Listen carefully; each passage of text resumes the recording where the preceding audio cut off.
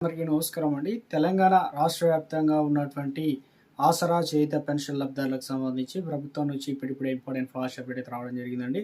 ఈరోజు తేదీ చూసుకున్నట్లయితే మార్చి 29వ తారీఖు అండి.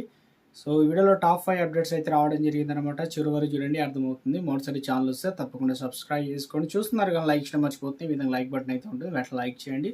మిత్రులందరికీ కూడా షేర్ చేసే ప్రయత్నం చేయండి. వీడియోలోకి అయితే వెళ్ళిపోదామండి. మొట్టమొదటి అప్డేట్ వచ్చేసి ముఖ్యంగా వాహనాలు రిజిస్ట్రేషన్ సర్టిఫికేట్ సంబంధించి ఏదైతే ఆర్సీ ఉంటుందో, అదేవిధంగా డ్రైవింగ్ లైసెన్స్ కూడా అంటాం కదా, డిఎల్ కార్డు ప్రింటింగ్ కావచ్చు, ఇవన్నీ ప్రక్రియ అనేది ఇక ఈజీ చేయడానికి రాష్ట్ర ప్రభుత్వం సంచలన నిర్ణయం తీసుకుందనమాట. ఏం చెప్తున్నారు ఏంటంటే, ప్రస్తుతం తెలంగాణలో 61 ఆర్టీఓ కార్యాలయాల నుంచి ఈ కార్డులు అనేది వాహనదారులకైతే పంపిణీ చేస్తున్నారు.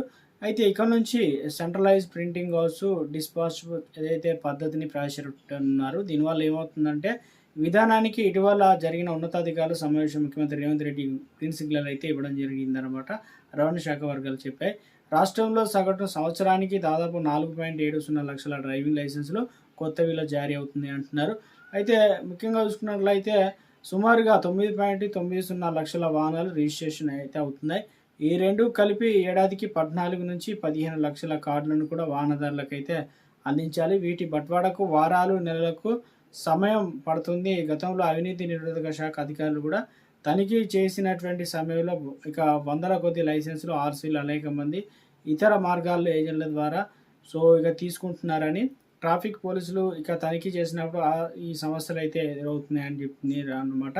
రవాణా శాఖ వివిధ రకాల పనులు, ఫీజులో ఏటా 6,700 కోట్ల నుంచి 6,900 కోట్ల ఆదాయం సమకూరుతుంది. ఇందులో 135 కోట్ల పైగా యూజర్ ఛార్జీలు అయితే ఉంటున్నాయి అనమాట.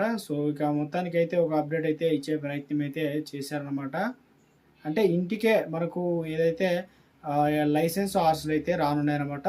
మరో అప్డేట్ అయితే ఇచ్చారండి. ఇక ఏం చెప్తున్నారంటే, ఎన్నో దొంగతనాలు, మోసాలు చేసే ఉంటాం కానీ ప్రస్తుతం సిలిండర్ చోరీ జరుగుతుంది. 30 సిలిండర్ గ్యాస్ బాయ్ పరారి అంటూ ఒక అప్డేట్ అయితే ఇవ్వడం జరిగిందనమాట. విశాఖపట్నంలో అయితే జరిగిందనమాట ఇదంతా కూడా.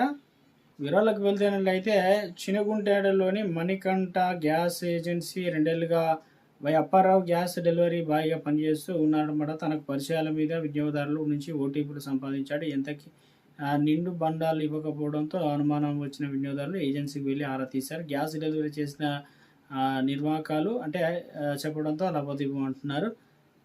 మరో అప్డేట్ అయితే రావడం జరిగిందండి. ముఖ్యంగా సరైన ఆధారం లేకుండా శ్రీధనంతో ఆస్తి కొనుగోలు చేసినట్లు క్లెయిమ్ చేయడం చెల్లదని చెప్పేసి హైకోర్టు నుంచి ఒక అప్డేట్ అయితే ఇచ్చారనమాట. స్పష్టంగా ఏం చెప్తున్నారంటే, హైకోర్టు సింగిల్ జడ్జి గతేడాది సెప్టెంబర్లో ఇచ్చిన ఉత్తర్వులను సవాలిస్తూ వరంగల్ చెందినటువంటి ఒక మహిళ దాఖలు చేసిన అప్పీలు కొట్టివేసిందనమాట. ప్రధాన న్యాయమూర్తి justice Aparesh Kumar, justice GM ఇక మహదూద కూడిన డివిజన్ బెంచ్ అయితే కార్యాలయం సంబంధించి 2007లో అధికారికంగా వేలం ద్వారా అసన్పర్తి మండల నగరంలో ఇక ముఖ్యంగా 8 ఎకరాల వివాదాస్పద భూమి సొంతం చేసుకున్నారు. ప్రైవేట్ వ్యక్తులకు అనుకూలంగా బోరికాలను నవీకరించారనమాట.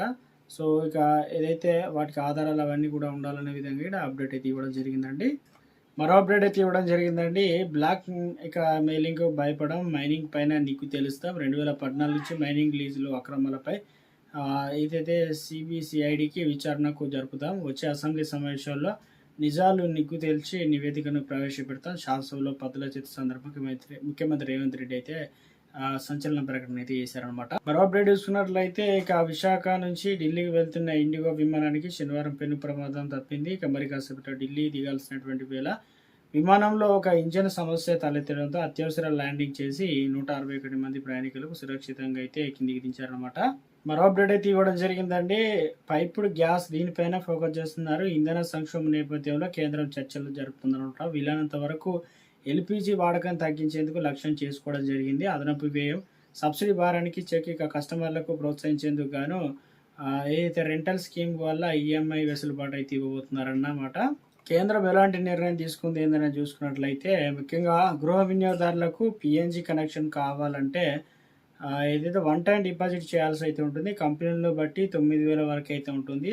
భవనంలో కనెక్షన్ సంఖ్య పెరిగితే ఆ మొత్తం తగ్గుతుంది. కొన్ని కంపెనీలు కనెక్షన్ వాయిదా పద్ధతి కూడా ఇస్తున్నాయి అనమాట. 2 నెలలకు బిల్ సైకిల్ అనగా 500 రూపాయలు కడితే సరిపోతుంది. తాత్కాలిక కనెక్షన్ కావాల్సిన వారు అద్దె చెల్లించాల్సి అయితే ఉంటుందన్నమాట. అదేవిధంగా పిఎన్జి ధర ఒక యూనిట్ స్టాండర్డ్ క్యూబిక్ ఇక ఇందుకు సంబంధించి చూసుకున్నట్లయితే మీటర్కు ప్రస్తుతం తెలుగు రాష్ట్రాల్లో 51 రూపాయి అయితే ఉంది. నలుగురు సభ్యులున్న ఒక కుటుంబానికి 2 నెలలకు సగటు 24 యూనిట్లు ఖర్చు అవుతుందన్నమాట ఒక కంపెనీ అయితే తెలపడం అయితే జరిగింది. అంటే ఇప్పుడు ఎల్‌పీజీ సిలిండర్ ఉంటే దాన్ని పీఎన్‌జీ సిలిండర్‌కి అయితే మార్చుకోవడానికి అంటే పైపుల ద్వారా అయితే అందించడం అయితే జరుగుతుందన్నమాట.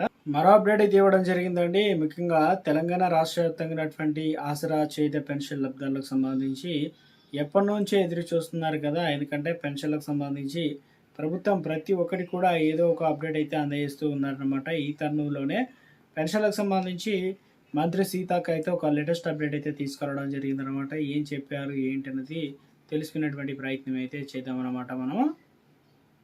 తెలంగాణ రాష్ట్రంలో ఆసరా పింఛన్లు ఏదైతే ఉన్నాయో రాష్ట్రంలో కాంగ్రెస్ ప్రభుత్వం అధికారంలోకి వచ్చాక కొత్తగా 1,00,000 పింఛన్లు మంజూరు చేశామని, వచ్చే ఆర్థిక సంవత్సరంలో మరో 2,00,000 పింఛన్లు ఇస్తామని మహిళా శిశు సంక్షేమ శాఖ మంత్రి సీతక్క వెల్లడించడం జరిగింది. కొత్తగా ఇవ్వబోయేటువంటి పింఛన్లకు సంబంధించి తాజా అప్డేట్ అయితే నిధులు కేటాయించనున్నారు.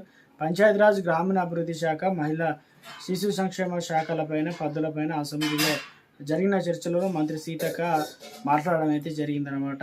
పింఛన్లను తొలగిస్తున్నట్లు ప్రతిపక్షాల సభ్యులు దుష్ప్రచారం చేస్తున్నారని, ఇక మేమెక్కడ కూడా తొలగించడం లేదని, ఎవరైనా చనిపోయినా 2 పింఛన్లు పొందుతున్న అలాంటి పింఛన్లు పరిశీలించి ఆపివేస్తున్నామని చెప్తున్నారు. మాకు పేదలంటే ఎలాంటి విద్వేషం లేదు. ఇక కేంద్ర ప్రభుత్వం తన వాటా కింద ఒక్కొక్క పింఛన్కు సంబంధించి 200 రూపాయల నుంచి 300 రూపాయలు కేవలమే అందిస్తున్నారు. మిగతావి తమ ప్రభుత్వం కలిపి అందజేస్తున్నామని చెప్తున్నారు. ఎన్నో ఏళ్ళుగా పెంచడం లేదు. పల్లెలు కూడా చాలామంది అయితే ఎదురు చూస్తున్నారు అంటున్నారు.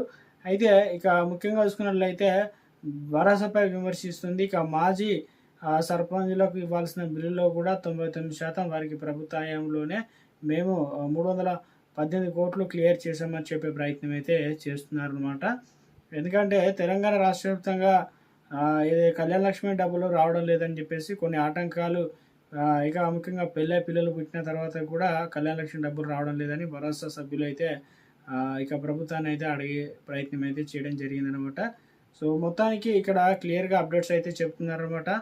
ఆసరా పెన్షన్ లబ్ధిదారులకు సంబంధించి పింఛన్లకు సంబంధించి త్వరలో పెంచి ఇస్తామని. సో ఇప్పటికే పెన్షన్లకు సంబంధించి చూసుకున్నట్లయితే ప్రభుత్వం 24 తారీఖు నుంచే పెన్షన్లు అయితే అందజేస్తున్నారు. ఇలా చివరి వరకు అయితే పెన్షన్లు అనేది మనకు ఇవ్వడానికి ప్రభుత్వం అన్ని ఏర్పాట్లు ఇస్తుంది. కొన్ని జిల్లాలకు సంబంధించి దాదాపు 90% కంప్లీట్ అయింది. కొన్ని జిల్లాల్లో 50% అయితే కంప్లీట్ అయింది. మనకు వచ్చే నెల 5 తారీఖు వరకు అయితే పెన్షన్లు అనేది ప్రభుత్వం అందజేయడం అయితే జరుగుతుందన్నమాట. తెలంగాణ రాష్ట్ర వ్యాప్తంగా ఉన్నటువంటి పెన్షన్ లబ్ధిదారులందరికీ కూడా. సో మొత్తానికి రాష్ట్ర